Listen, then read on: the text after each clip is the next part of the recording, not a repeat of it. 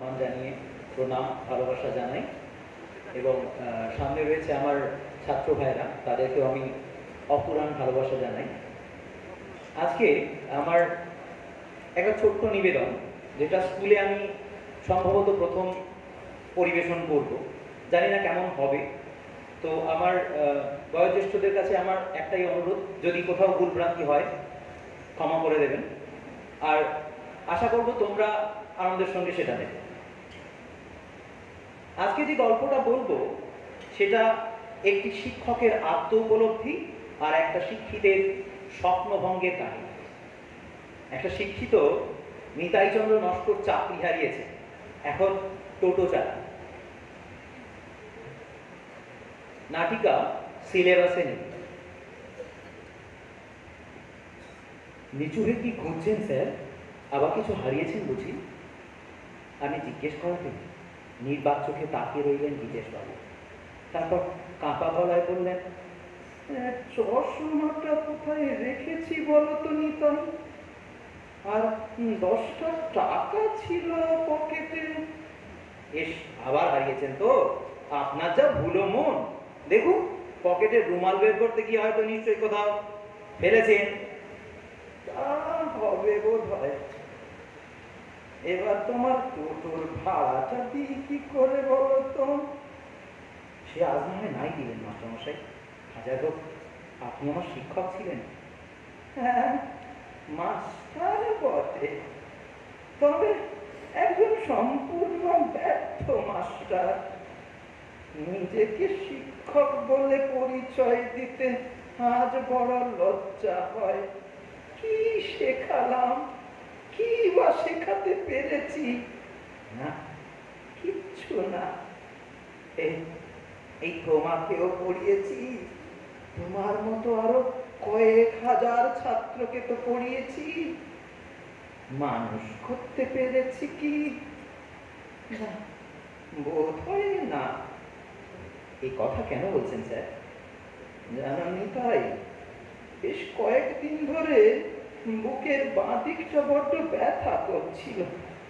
ভাবলাম শহরের একজন ডাক্তার দেখিয়ে নি।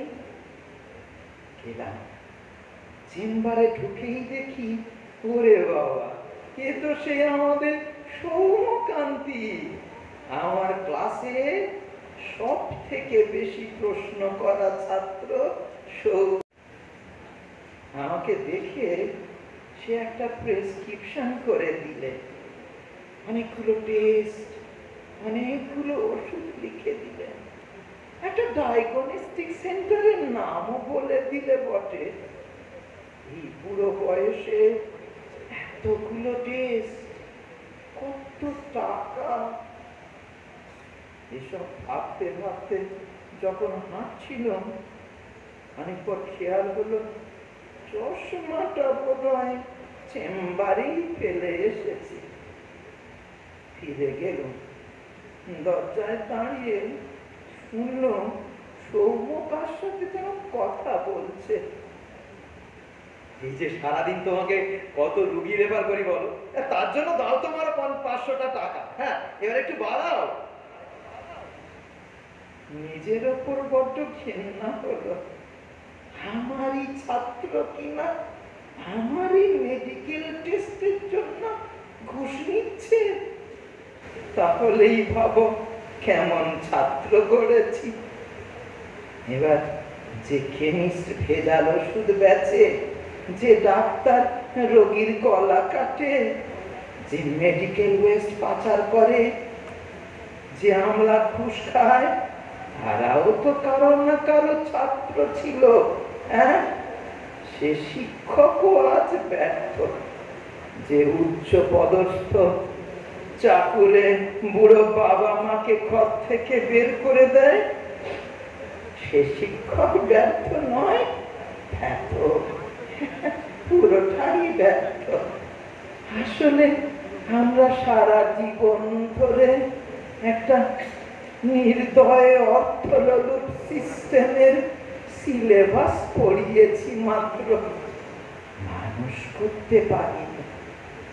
আমরা ডাক্তার, ইঞ্জিনিয়ার, উকিল, পুলিশ, আমলা, আরো কত কি না করেছি, কিন্তু কই মানুষ তো করিনি।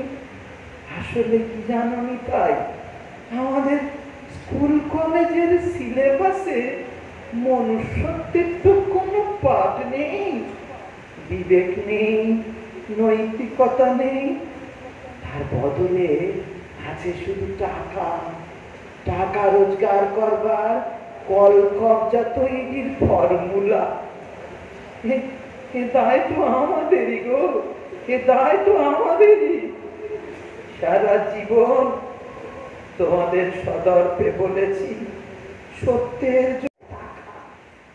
মানুষ হতে চায় না, মনুষ্যত্বের অবক্ষয়ের দায় এ তো আমার মতো শিক্ষকদের গো, এ দায় তো আমার মতো শিক্ষকদের। হঠাৎ একটা বৃষ্টির ফোঁটা এসে পড়লো আমার চোখের পাতায়। ঘুমটা ভেঙে গেল আমার। দেখলাম আমি আরো কয়েক হাজার পরাজিতের মতো শুয়ে আছি খোলা আকাশের নিচে রাজপথে। আর বাবু না, তিনি তো কত বছর আগে মিলিয়ে গেছেন হাওয়ায়। নমস্কার।